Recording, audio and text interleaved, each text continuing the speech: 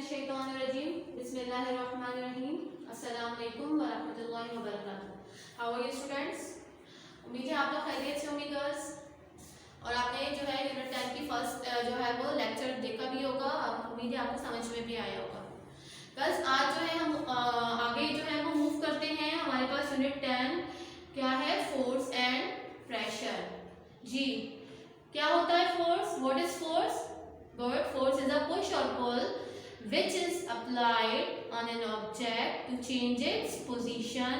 Force push और pull को कहते हैं जो किसी भी ऑब्जेक्ट की पोजीशन को चेंज कर दे, स्पीड बढ़ा दे मूविंग ऑब्जेक्ट की, या मूविंग ऑब्जेक्ट को स्टॉप कर दे। ठीक है। और प्रेशर क्या था? Pressure can be defined as a force exerted per unit area. यानी अब अगर वो फोर्स किसी खास यूनिट एरिया पे अप्लाई होने लगे तो क्या बन जाता है? प्रेशर। ठीक है, यही हमने डिस्कस किया था प्रीवियस लेक्चर में। और फिर हमने फाइनली प्रेशर का जो है वो क्या फॉर्मूला फाइंड आउट किया था? P is equals to F upon A। इसको pressure is equals to force upon area भी कहते हैं। ठीक है, अब यहाँ पर हमें प्रेशर कैलकुलेट करना है। क्वेश्चन गिवन है हमारे पास गर्ल्स के if the weight of a suitcase is 200 Newton, यानी एक सूटकेस है जिसका वेट 200 न्यूटन है, तो फोर्स भी वो कितनी अप्लाई कर रहा है? 200 Newton. Calculate the pressure of a suitcase on different position. अब हमें क्या करना है? हमारे पास 3 डिफरेंट पोजीशन पे ये सूटकेस है। ठीक है, ये पोजीशन A है, फिर B है और C है। ठीक है, तीनों जगह पर आपके पास फोर्स कितनी है? 200 न्यूटन। हमें इसका प्रेशर कैलकुलेट करना है। ठीक, समझ में आ रहा है? अब प्रेशर मालूम करने के लिए जो फॉर्मूला है वो क्या है? Pressure P is equals to F upon A। इसका मतलब हमें फोर्स मालूम है, एरिया भी फाइंड आउट करना है, फिर ही हम प्रेशर मालूम कर सकते हैं। अब एरिया किस तरह से फाइंड आउट करेंगे? यहाँ पर आपको एक बीच केस में तीनों मेजरमेंट दी हुई है। ठीक है, कि सूटकेस की ये वाली साइड 0.2 मीटर की है, ये वाली साइड 1 मीटर की है और ये वाली साइड 0.5 मीटर की है। अब हमें क्या करना है कि पहले ए पोजीशन पे देखेंगे, जो सरफेस से टच हो रही होगी साइड, वही हम क्या करेंगे? वही उसका एरिया बनाएंगे। ठीक है, तो अब जब हमारे पास एरिया का हम देखते हैं, एरिया में ये वाली सरफेस से टच हो रही है 0.2 मीटर, इसको लिखा हमने, और ये वाली साइड सरफेस से टच हो रही है 0.5 मीटर। जब हमने इन दोनों को मल्टीप्लाई किया, 0.2 मल्टीप्लाई बाय 0.5, तो हमारे पास 0.1, और एरिया का यूनिट क्या है? Metre square. यानी ये मीटर और ये मीटर भी एक दूसरे के साथ मल्टीप्लाई होंगे और क्या बन जाएगा? Metre square. ठीक है, अब आपके पास फोर्स कितनी है? 200 न्यूटन। और फर्स्ट कंडीशन में यानी फर्स्ट सूटकेस पे आपके पास क्या आया है? Area 0.1 metre square. अब प्रेशर रिक्वायर्ड है। प्रेशर हमने मालूम करने के लिए फॉर्मूला लगाया, pressure is equals to force upon area. Solution start किया, pressure is equals to force upon area. Force हमारे पास 200 न्यूटन है और जो एरिया आया है 0.1 मीटर स्क्वायर आया है। जब हमने इसको डिवाइड किया तो हमारे पास सूटकेस 1 में जो प्रेशर बना है वो कितना बना है? 2000 न्यूटन पर मीटर स्क्वायर। ठीक है, एन और पर मीटर स्क्वायर जो आप पढ़ चुके हैं प्रेशर का यूनिट, जिसको हम पास्कल भी कहते हैं। ठीक है, तो ये फर्स्ट सूटकेस का क्या बना? प्रेशर। इसी तरह से आप सेकंड पे देख लेते हैं। सेकंड यानी बी पे आप देखेंगे कि कौन कौन सी सरफेसेस से टच हो रहे हैं एरियाज। एक ये 0.5 और ये वाला 0.2। ठीक है, जो इसकी मेजरमेंट है वही इसकी मेजरमेंट है। सॉरी, ये वाला नहीं हो रहा, 1 हो रहा है। ठीक है, यहाँ ये सरफेस से टच हो रहा है और 0.2 ये दोनों सरफेस से टच हो रहे हैं, तो यानी 0.2 और 1 जो है एक दूसरे से मल्टीप्लाई होंगे एरिया में।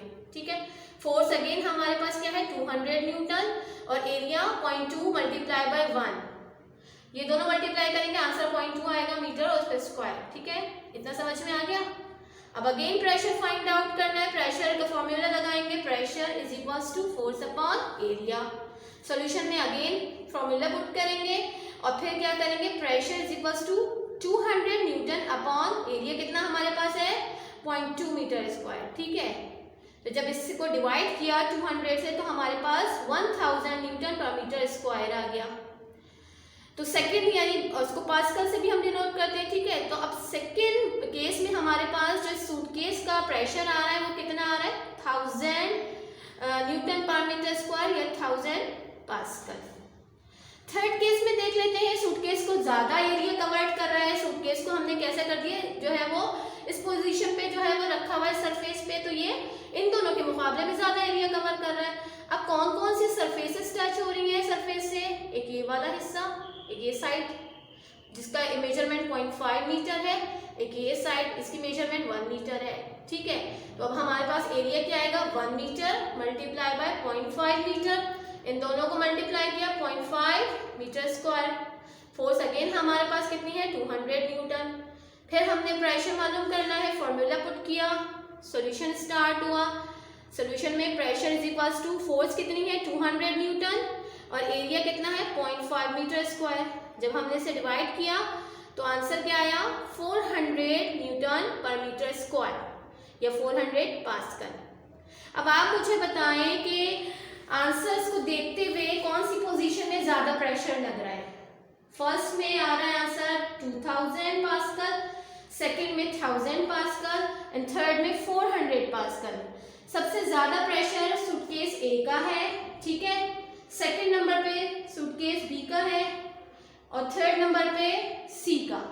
तो इससे क्या समझ में आया, गुड, इससे क्या बात समझ में आई कि जितने सरफेस एरिया कम होगा फोर्स कंसंट्रेटेड हो जाएगी और प्रेशर बढ़ जाएगा। इसी वजह से यहाँ पर प्रेशर सबसे ज्यादा है, ठीक है। और जितना सरफेस एरिया ज्यादा कवर्ड करेगा कोई भी ऑब्जेक्ट तो वही फोर्स क्या हो जाएगी, डिस्ट्रीब्यूट हो जाएगी, स्प्रेड हो जाएगी। यहाँ पर वही 200 न्यूटन की फोर्स फैल गई इतने सरफेस एरिया पे, तो प्रेशर जो लग रहा था ग्राउंड पे वो कितना बना, 400 पास्कल या 400 न्यूटन पर मीटर स्क्वायर, ठीक है। तो इससे हमें समझ में आया कि सरफेस एरिया जितना ज्यादा होगा प्रेशर उतना ही कम होगा और सरफेस एरिया जितना कम होगा प्रेशर उतना ही ज्यादा होगा, ठीक, आया समझ में। Okay, now move to the next topic, pressure on different surfaces. अब एक तो फोर्स हमारे पास थी कि फोर्स अप्लाई करते एरिया कम या ज्यादा करेंगे तो प्रेशर जो है वो आपका बढ़ जाएगा या कम हो जाएगा। अब यहाँ पर क्या बात हो रही है कि pressure on different surfaces, surfaces पे भी डिपेंड करता है प्रेशर। कुछ सरफेसेस हार्ड होती हैं जो ज्यादा प्रेशर बर्दाश्त कर सकती हैं और कुछ सरफेसेस सॉफ्ट होती हैं जो ज्यादा प्रेशर बर्दाश्त नहीं कर सकती, ठीक है। तो प्रेशर डिफरेंस वहां पर भी आता है जहां सरफेस का डिफरेंस हो, ठीक है। Some surfaces can withstand pressure better than other. अब यहाँ हमारे पास मुख्तलिफ एग्जांपल्स हैं। कंक्रीट फ्लोर, यानी कंक्रीट के फ्लोर्स जो होते हैं वो बहुत हाई प्रेशर बर्दाश्त कर सकते हैं। पत्थरों के जो फ्लोर्स होते हैं ना उनमें आप जितना प्रेशर लगाएंगे वो क्या कर लेंगे, बियर कर लेंगे उस प्रेशर को, ठीक है।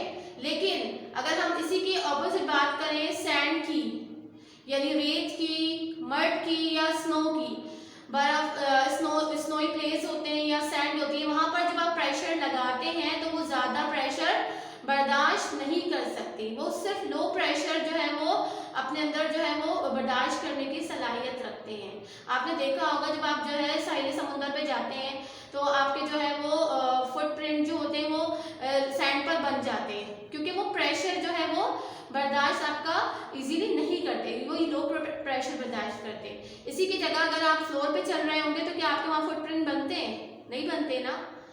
तो सरफेसेस पे भी डिपेंड करता है प्रेशर। कुछ सरफेसेस सॉफ्ट होती हैं जो हाई प्रेशर बर्दाश्त नहीं कर सकती, लो प्रेशर बर्दाश्त करती हैं, और जो हार्ड सरफेसेस होती हैं वो हाई प्रेशर को इजीली क्या कर लेती हैं, बर्दाश्त कर लेती हैं। लेकिन यहाँ पर एक और बात हो रही है गर्ल्स कि स्प्रेडिंग द लोड, लोड को हम फोर्स भी कहते हैं। लोड अगर आप या फोर्स को आप डिस्ट्रीब्यूट कर दें, स्प्रेड कर दें तो प्रेशर क्या हो जाता है, लो हो जाता है। इसकी एग्जांपल हम इससे भी दे सकते हैं, बाल्टी में आपने बहुत सारे कपड़े डाले, अब आप उसको सेकंड फ्लोर पे लेके जा रहे हैं धुले हुए कपड़े, तो आपके लिए क्या होगा, मुश्किल होगा। आपने लोड जो है ये फोर्स क्या है, कंसंट्रेटेड है, आप सेकंड फ्लोर तक कैसे जाएंगे, इतना जो है वो बाल्टी पूरी भरी हुई होगी, आप कपड़े लेके जा रहे होंगे। अगर उन्हीं कपड़ों को आप फैला दें किसी बड़े से बकेट में या तसले में फैला दें, उसको आप इजीली जो है वो कैरी कर सकते हैं और ऊपर तक लेके जा सकते हैं। यानी आपने लोड को या फोर्स को स्प्रेड कर दिया तो प्रेशर क्या हो गया, रिड्यूस हो गया।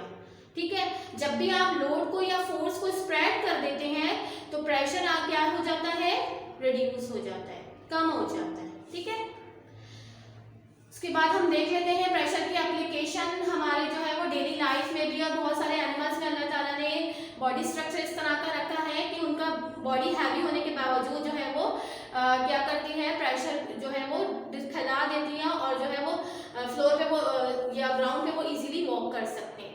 इसकी एग्जांपल में हमारे पास हैवी एनिमल्स में एलिफेंट आ जाता है। आपने देखा है एलिफेंट कितना हैवी होता है। अब उसकी जो अगर आपने लेग्स देखी होंगी अल्लाह ताला ने वो बहुत ज़्यादा ब्रॉड रखी हैं। ठीक है, बहुत चौड़ी होती हैं। क्यों? क्योंकि एलिफेंट का जो है वो वज़न बहुत ज़्यादा होता है, तो उस प्रेशर को बर्दाश्त करने के लिए अल्लाह ताला ने जो उसकी लेग्स रखी हैं वो थिक रखी हैं ताकि वो उसकी हड्डियों का या उसका वजन जो है वो बियर कर सके ये लेग्स। अगर इसी की जगह अगर पतली लेग्स होती तो एलिफेंट का जो है वो वेट बर्दाश्त नहीं कर पाती, है ना। तो इसलिए अल्लाह ताला ने एलिफेंट की लेग कैसी रखी हैं, जो है ब्रॉड रखी है, थिक रखी है ताकि इजीली उसका जो है वो वेट बियर कर सके। दूसरी एप्लीकेशन हमारे पास गर्ल्स क्या है, sharp knife blade have high pressure to cut easily. अब नाइफ में हम दो साइड्स देखते हैं, एक साइड शार्प होती है, देखिए ये नाइफ है आपके पास, ये वाला हिस्सा जो एज है ये बहुत शार्प है। ठीक है, अब ये वाला यहाँ पर अगर मैं प्रेशर लगाऊंगी तो इजीली ये एप्पल जो है वो क्या हो जाएगा, कट हो जाएगा। ठीक है, इसी की जगह अगर मैंने क्या किया, वही फोर्स मैंने यहाँ पर अप्लाई की ब्लंट साइड से, नाइफ की ब्लंट साइड से, तो क्या होगा, मैं प्रेशर अप्लाई कर रही हूँ लेकिन ये क्या हो रहा है, ये कट नहीं हो रहा।